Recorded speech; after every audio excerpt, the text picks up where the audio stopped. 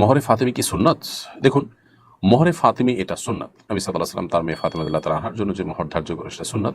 কিন্তু এটা ছাড়াও মহরের আরও সুন্নাহ আছে। অর্থাৎ নবী করিম সাল্লাল্লাহু আলাইহি ওয়াসাল্লাম তার স্ত্রীগণের তো মহর ধার্য করেছেন, মহর দিয়েছেন। সেক্ষেত্রেও তো নবী সাল্লাল্লাহু আলাইহি ওয়াসাল্লামের সুন্নাহ সেটাও সাব্যস্ত হবে। ফাতেমা রাদিয়াল্লাহু তাআলাকে যে মহরে বিয়ে দিয়েছেন ঠিক একই মহরে তিনি নিজে বিয়ে করেননি, সব বিয়ে একেক বিয়ে একেক রকম করেছেন। এজন্য মহরটি মূলত যার যার সাধ্য অনুযায়ী দিবে। যাকে আল্লাহ তাআলা বেশি সাধ্য দিয়েছেন তিনি স্ত্রীকে বেশি দিবেন, আর যার কম আছে তিনি যেন বেশি দিতে বাধ্য না হন, মেয়ে পক্ষ যেন বাধ্য না করে সেটা খেয়াল করতে হবে। বাট সুন্নাহ হিসাবে শুধুমাত্র মোহর ফাতিমিকে ফিক্স করা এটা উচিত নয়।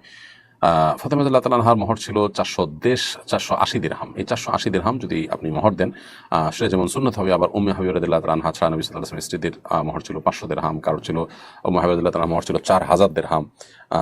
অতএব মহরের ক্ষেত্রে বিভিন্ন রকমের বর্ণনা নবী সাল্লাল্লাহু আলাইহি ওয়াসাল্লাম থেকে রয়েছে। তবে 500 দিরহামের বেশি হওয়াটাকে অনেক উলামা ইকরাম বলেছেন মুস্তাহাবের খেলাফ, অর্থাৎ অনুত্তম। বাট সামর্থ্য যদি কারো বেশি থাকে দিতে পারেন, এটা কোনো আবশ্যক বিষয় না যে তাকে এর মধ্যে সীমাবদ্ধ থাকতে হবে। খোলাসা কথা হলো, ফাতেমা রাদিয়াল্লাহু তাআলা আনহার মহর 480 দিরহাম ছিল। বর্তমান বাজার মূল্য হিসাব করে সেটা বের করে সেটাকে আপনি ধার্য করতে পারেন। আবার তার স্ত্রীগণকে তিনি মহর দিয়েছেন কম বেশি, উম্মে হাবিবা ছাড়া অন্যদেরকে 500-র কাছাকাছি দিয়েছেন বিধায় সেটাও মহরের সুন্নাত হতে পারে।